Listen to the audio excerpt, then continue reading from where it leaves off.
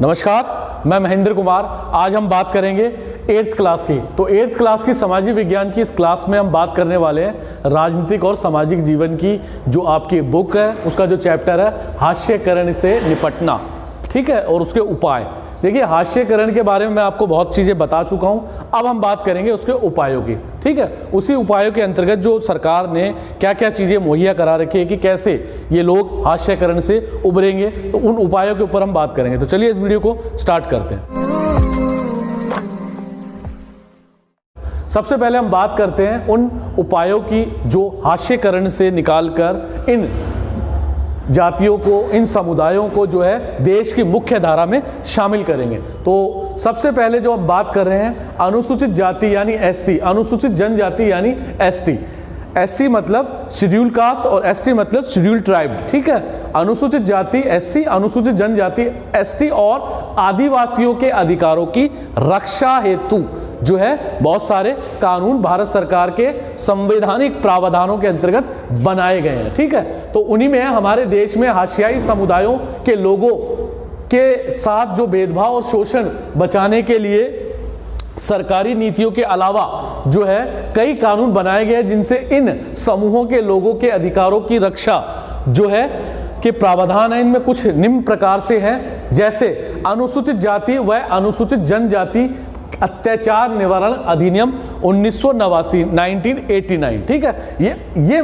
ये जो अधिनियम है ये अति महत्वपूर्ण है, ठीक है। ये उनको जो है हास्यकरण से बाहर निकालने के लिए और एससी एसटी लोगों को जो है आम लोगों के बीच यानी आम देश का नागरिक बनाने के लिए, मुख्य धारा में शामिल करने के लिए इस अधिनियम ने बहुत बड़ा योगदान किया है। तो ये जो योगदान है इसके कुछ मैंने 4 पॉइंट लिखे हैं, ये आपको फिर अच्छे से समझ में आएगा कि ये अधिनियम बोलता क्या है, कहता क्या है। तो ये सबसे पहले आपको ये कहता है, इसका जो पॉइंट है एससी एसटी किसी भी व्यक्ति को कोई भी गंदा पदार्थ खाने पीने के लिए विवश करने पर भी सजा दी जाएगी। यानी कोई भी जहरीला पदार्थ या ऊठा झूठा पदार्थ जबरदस्ती करने पर जो है इनके ऊपर सजा का प्रावधान किया हुआ। इसका दूसरा जो पॉइंट है एससी एसटी किसी भी व्यक्ति को निर्वस्त्र करके घुमाना, यानी इस समुदाय से किसी भी व्यक्ति को निर्वस्त्र करके घुमाना या उसके चेहरे पर रंग लगाना या कोई ऐसा कृत्य करना जो मानवीय प्रतिष्ठा को ठेस पहुंचाता हो तो वो भी सजा की श्रेणी में आएगा और ये प्रावधान इस अधिनियम में किया गया। इसका जो तीसरा पॉइंट है वो है एससी एसटी समुदाय के किसी भी व्यक्ति के नाम पर आवंटित की गई जमीन पर अगर जबरदस्ती आपने कब्जा किया तो उसके ऊपर भी एक्शन या सजा प्रावधान दिया गया है इस कानून के अंतर्गत। इसका जो चौथा पॉइंट है एससी एसटी की किसी भी महिला को अपमानित करने के लिए उस पर हमला करना या उसके साथ जबरदस्ती करने पर सजा का प्रावधान किया गया है। तो ये 4 मैंने पॉइंट लिखे। इसके अलावा बहुत सारे पॉइंट हैं जिनकी मैं जिक्र करना चाहूंगा। इसके अलावा एसटी एसटी समुदाय के साथ उनकी जाति से संबंधित जाति सूचक शब्दों के इस्तेमाल करने पर भी जो है सजा का प्रावधान किया गया। इसके साथ उनके साथ जो है किसी भी प्रकार का भेदभाव किया जाता है, जाति संबंधित हो